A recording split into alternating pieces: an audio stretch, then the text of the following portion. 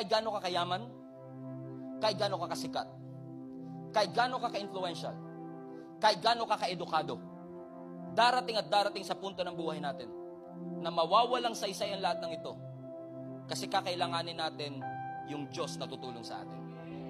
May mga pagkakataong hindi ka kayang tulungan ng diploma mo, may mga pagkakataong hindi ka kayang tulungan ng pera mo, may mga pagkakataong hindi ka kayang tulungan ng influence mo, na tanging Diyos lang ang makakatulong sa iyo. At wala kang magagawa kundi magpatira pa at mag-bow down sa Panginoon. Sabihin, Lord, hindi kaya ng doktor, hindi kaya ng pera ko, hindi kaya ng teacher ko, hindi kaya ng diploma ko, hindi kaya ng boss ko, pero kaya mo.